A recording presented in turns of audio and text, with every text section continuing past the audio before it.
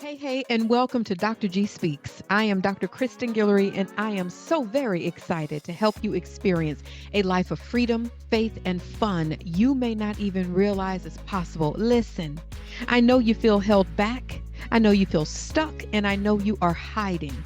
As a coach and the author of Look, Stop Hiding, How to Find Your Voice and Never Dim Your Light Again, you will get to listen to some amazing stories, receive some homework, that's the professor in me, and get some tools to help you live the life you deserve. It's time to quiet the noise and walk in the fullness of who God created you to be. It's time to stop hiding and start thriving. Together, we'll uncover your potential and ignite your journey to a fulfilling life, a life of freedom. Hey. About 2 weeks ago, y'all, I went on what I call my Arkansas tour. I had about 5 or 6 events in a week, from appearances, book signings, group coaching, speaking engagements, and leading one of my Candid Conversations events. Well, during the week on the Tuesday, I went hiking up Pinnacle Mountain with a friend of mine. And then after that, I went to visit with two women that I am currently coaching and mentoring. And I knew it was interesting. On the way to the location, the Lord told me that relationships are going to come up. And I thought, okay, that's interesting because we don't really talk about that. I've not really discussed that topic with these two women. So we get together, and what happened? Relationships came up, and there were a couple of things that we discussed. And at the end of the discussion, the women said to me, if you ever hosted or launched a program for single women, we would absolutely register for it because you have an approach, you have a viewpoint that I've never heard. And it made me ask them, what do you mean? And one woman said, you're complete and whole. As I'm hearing you talk about relationships and men and communication, there's no part of you that is holding your breath to meet this man, holding your breath to get married. Like, you are complete and whole. And I know she said that because after sharing some details about my life and different people that I've met, I said, now, while this person is an amazing man, I deserve more. And they were like, wait, what? He's already amazing. He's already this. I said, yes. And I deserve more. The other woman said, for me, hearing you, it's about heart connection for you. And I don't ever hear that. And what she meant is, in the conversation, I mentioned that I have never been a fan of flirt energy. I've never been someone who flirted, who enjoyed flirting energy all the time. Now, listen, don't get it twisted. I'm not going to pretend like flirting here and there is not nice and cute and all of that, but the flirty energy upon first meeting someone, I have never liked that, because for me, and I told the women this, I said, this is my truth. I'm not telling anybody to do this, but for me, the flirty energy is a mask. It's fake. While it's fun, it's not heart level connection. And I believe in heart level connection. A few days after this meeting with these two women, I had a conversation with another podcast host where he shared with me how he met his girlfriend and how amazing she is. And he said essentially that he just was himself. And he shared that I can be a little quirky, I can be a little this. And I just was myself. It took me 3 months to ask for her phone number. And he said, I'm not as confident as some of these men out there who, just have game. I said, well, actually, I think what you did is very confident. It takes quite a bit of confidence to be who you are without mask, without trying to hide it, without the bravado of all the stuff that's in the flirt energy. And he was encouraged by that and said, I'd never considered confidence being in that way. So back to the conversation with the two women. I said, for me, if someone is coming up to me and he's flirting, what that means is all he's doing is looking through the lens of lust or attraction or sex. And it doesn't mean that we don't have eyes. It doesn't mean that we can't find somebody aesthetically pleasing or find them attractive. But when you approach someone with that energy, unintentionally, you're blocking the opportunity to truly get to know them at a heart level, which is what I think is so important for every relationship, friendships, dating relationships, and more. The flirty energy prevents authenticity from happening. So it's almost like at the end of the flirting, at the end of, "Ooh, you look good," and all that stuff, what do you have? So I was saying for me, it's always been heart connection. Out of all the men that I've encountered over the years, I have never been impressed by the flirt, by the game, by the, "Ooh, he's the most attractive person in the room," because for me, it's heart connection. I shared something on social media some years ago and mentioned that the man who was driving the Uber asked me a question as if he wanted to go out with me. And someone commented and said, "Oh, but was he attractive?" And my response was, "I don't know." I said, "I don't know. For me, I can't say that you are attractive until I get to know your character, your integrity, and your heart. Can I look at someone and say he's aesthetically pleasing? Sure. Can I look at someone and say, oh, he's handsome? Can I look at someone and say he'd probably be the type for many people? But for me, I can't separate the two as I have encountered men in my life that were aesthetically pleasing, that physically was probably very attractive to many people. But I got to know his heart. I got to know his character, and he became unattractive. There have been men that probably have not been as attractive to others, but because of his character, his heart, his sense of humor, he was extremely attractive. Again, this is me. This is me. I think what is missing in the world of dating and romantic relationships is the authenticity, is truly striving to get to know someone without the bravado, without all the flirtation, without all the trying to say the right things, as opposed to just be who you are. So over the years, the couple of men that I've hung out with, people could potentially consider them to be quirky, could consider them to be the opposite of somebody who has game because these men were extremely authentic. They were themselves and not pretending that they didn't find me attractive and beautiful and all that stuff, but it was the authenticity for me. As I continued to talk to the women, one shared her frustration around the difficulty with meeting men and the difficulty with knowing that she wants a certain thing and deserves this, but doesn't see it out there. She also talked about what she wanted. And I asked her, what do you want? And the response was something along the lines of, someone who's loyal, someone who's respectful. And what's interesting, over the last many, many months, I've asked women that question, what do you want? And I've heard someone who's respectful, someone who's loyal, someone who cares. And for me, my response has been, ladies, that's the bare minimum. That's the bare minimum. You have the right to desire what it is you desire. And I have found that there is some fear, specifically among women, because of what maybe they've experienced or their friends have experienced. I've heard women say, Dr. G, it is raggedy out here. It is raggedy. I don't know what's going on. And I said, even though it's raggedy, you still have the right to know what you deserve. You still have the right to lean into what you deserve and pray for that. And I hope that you are praying for God to send you what you need and deserve. And I don't just mean in a mate or someone that you're dating. Trust God more than your desires. Trust God to do for you and through you beyond what you can imagine. I was asking a woman one day, what is it that you want? And she says to me some things that were just basic, like, okay, that's the bare minimum. And then she said, I want to feel like a fairy tale. I want him to know what my favorite restaurant is. I want us to go on picnics. I want this and I want this. I said, okay, so write that down. Let that be what you desire and stop accepting the bare minimum. What I know to be true, and I've told these women this, and I've told other women this, what I know to be true, there is a force field of I reject that around me. I know that to be true.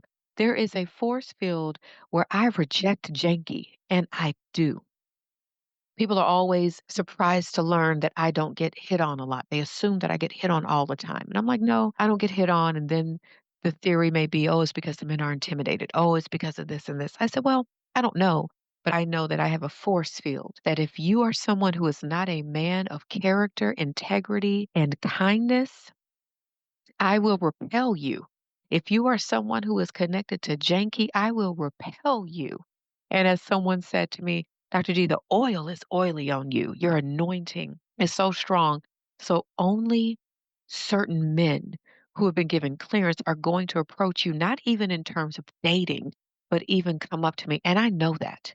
I know that. And I've encouraged women to know that, ladies, you don't have to accept every invitation that comes your way. You don't have to respond to every DM that comes your way if you know this is something that is disrespectful.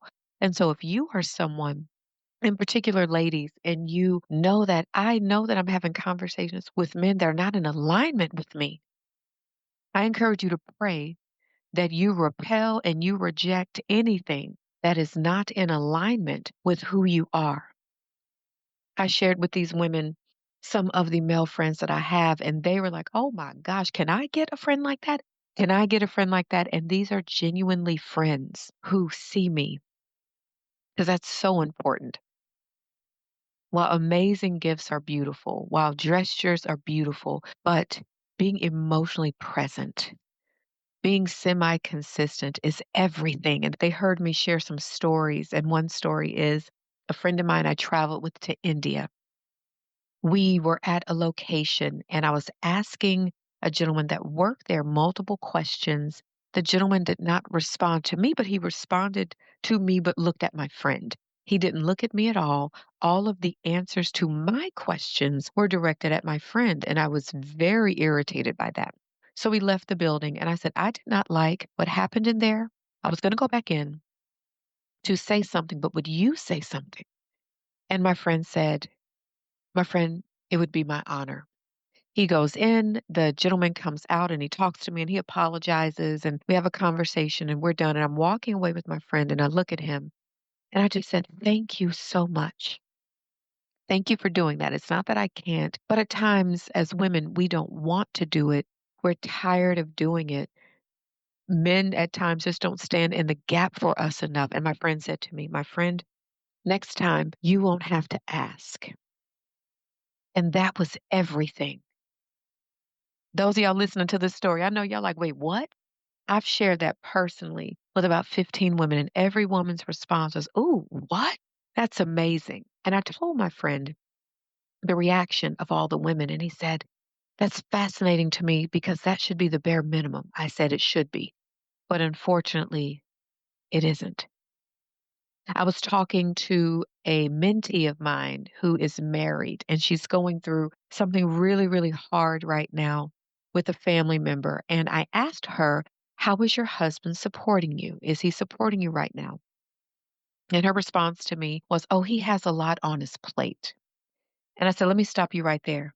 Let me stop you right there from making an excuse when he should be supporting you during this really hard time. And I gave her an example of another friend of mine. I have a friend who lost his father at the end of November and the end of March. The last Friday of March was his dad's birthday. So it was going to be the first birthday without his dad. We talked that week and he was sick. He has allergies, but what I believe happened was psychosomatic. I believe the anticipation of the week and more just magnified what was already going on. So he was very sick. A lot of just different things were happening to him. And we spoke, and I was just checking on him, and we were getting ready to hang up. We were getting ready to hang up. And he said, well, how are you? Well, if you ask me how I'm doing, I'm going to tell you the truth. I said, well, I'm not that good right now. Last week was really heavy. Yesterday was a rough day and I didn't sleep well. And he stayed on the phone with me a little bit longer just to check in and say, I'm so sorry and say I'm here. The next day, I sent him a text message because I knew he was going to the doctor. I sent a text, hey, how the doctor's appointment go? He called me. I thought he was calling me to tell me how the doctor's appointment went. He called me to say, hey, has the heaviness lightened up? How was your sleep? I'm so sorry you're going through this. And he spent a good 10, 15 minutes just asking me how I'm doing. So much so, I had to say, hey, I got to head to a meeting real quick. How was the doctor's appointment? And I told my mentee this, and I said, listen, this man who is not my husband, not my fiance, we are not dating. This is a friend during one of the hardest weeks of the year, grief wise, and he was sick. In the middle of all that, checked on me, not once, not twice, but 3 times. So, no, ma'am, we're not going to give an excuse for your husband not checking on you when you're going through something devastating. That made me think about something that happened as I was having the conversation with the 2 women. And one mentioned that she had been dating a guy, not exclusively, but they were dating. And this is a woman who unfortunately lost her husband a year and a half prior. He passed away. And she was telling this guy she was dating that she was missing her stepson that she hadn't really seen in a long time. And she mentioned the sadness and how much she missed him. At the end of her sharing with the guy she was dating, he goes to a different subject. And she said, "Wait a minute. You didn't even respond to what I just said." He said, "Oh, I didn't know you wanted me to say anything. You know I have ADHD." So the woman continues talking, and I stop her and I said, "Wait a minute, wait a minute. I need to stop you right there and point out something that a lot of people, in particular women, overlook and push to the side when they shouldn't." Instead of him correcting himself, he made an excuse. Now, we're human. It doesn't mean we're always going to respond the right way. But if someone says, "Hey, you didn't respond to me," the response should have been, "Oh my goodness, I'm so sorry. Please forgive me for that." Instead of, "Oh, I didn't know you wanted me to say anything. You know I have ADHD." So instead of correcting it, he tried to excuse it. While that may seem like something very small, that is something to pay attention to, not necessarily leave the person, but pay attention and see if and when that happens again, does he correct the behavior or does he go back to excusing and almost dismissing? Because that's character. That's character. Character does not change overnight. That is character. And that's something that I've been helping women to look at where it may seem small, but enough of them happening is going to be very hurtful. So it's things that that's kind of a character trait. So for me, my desire is for us to connect at a heart level, to strive to truly get to know one another, to truly strive to be friends. I asked those two women, I've asked other women that I know, would they ever consider and be open to intentional friendship? There's one woman I know who's 60 years old, and she said, "Doc, after talking to you, I realized I've actually never had a real male friend." And I said, "Is that something you would want?" And she said, "Absolutely." I've asked other women this, "Would y'all be open to intentional friendship?" And they're like, "Absolutely. I just didn't know that was an option." And so, ladies and gentlemen, if intentional friendship is something that you're open to, then you get to define what it is and have the conversation with the person. So, what is intentional friendship? Intentional friendship is one, you're connecting at a heart level. You're trying to authentically get to know one another. Two, you're allowing things to organically happen. You're not forcing anything. Three, you're not talking and communicating every day. Now, if it organically happens where you do, because in some of my friendships, that's happened where we might communicate in some way every day for 10 days or so, but then we don't for a week. You're not forcing it. There's no formula on the journey.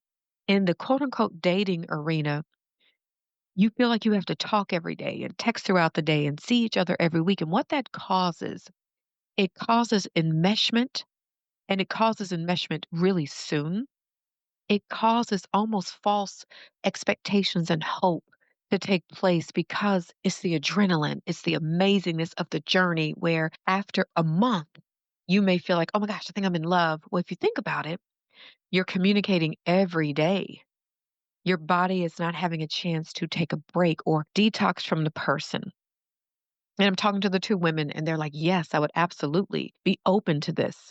And considering not talking every day, it made me think about a friend of mine from many, many, many years ago. This is at least 15 years ago. And she was dating a guy for about 6 weeks. And after 6 weeks, they broke up. And she came to my house and she was devastated. And I remember being extremely empathetic and also perplexed as to why is she devastated after dating for 6 weeks?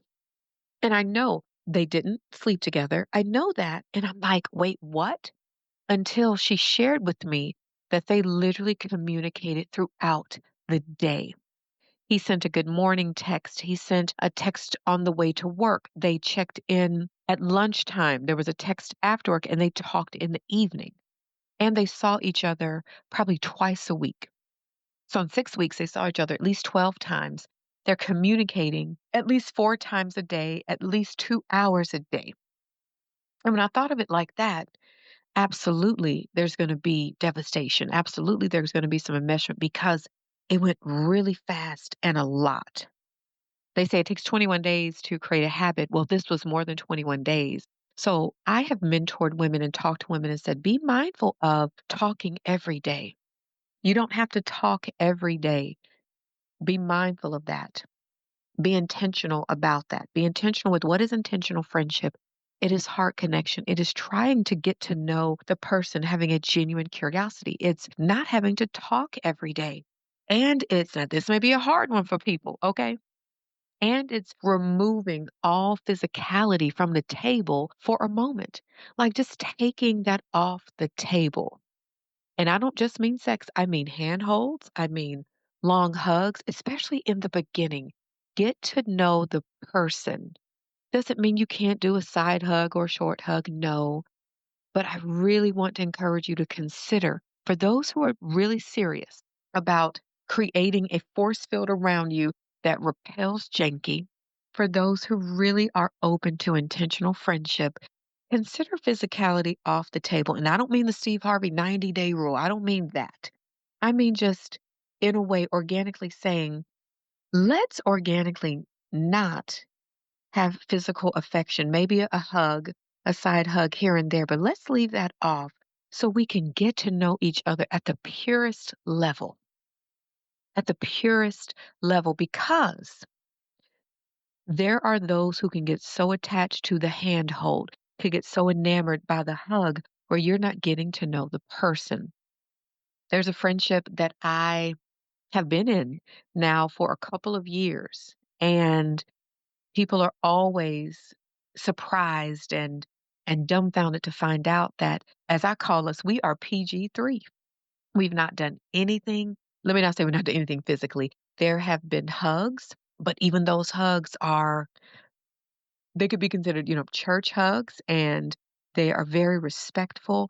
And there's a reason that both of us have organically desired that to be the physicality. Did we ever have a conversation and say, we are not going to do this? No, it organically became that. There was a person I kind of dated 12 years ago, and I did say to him, I am mindful of physical affection. I'm very mindful of that because as someone who has not really done anything, I'm very mindful of that. And he heard it. And probably 6 weeks into dating, we were walking and he said, I know you said you were mindful of physical affection. Would you mind if I held your hand? And I was very pleasantly surprised that he heard me. I was like, well, come on, give my hand then. But even that, there was still very little physical affection. And I'm sharing these things. One, I'm being led to right now. Two, I've had a lot of people say to me that they didn't know that my type of friendship or men being friends with women was possible. I didn't know that there was a possibility of men being friends and being present and trying. And it's true. And what I also say is, you ladies have to make sure that this is something that you want, that you are open to genuine friendship. There was a woman I was talking to about this, and I could tell that genuine, intentional friendship was not anything she wanted, and that was okay. And I told her that. I said, no, you're not interested in just intentional, pure level friendship. And she said, how do you know? I said, because you ooze flirtation. You ooze so much. And I saw her interact with a gentleman at a restaurant, and everything about her was flirting, which is okay, which is okay. It just was very interesting to watch it. So, with that, my encouragement is for those of you who are open and desire connection with someone, intentional friendship, maybe eventually dating. I want to encourage you to pray like, Lord, you know what my desires are. You know what it is I want, but what is it that you want for me?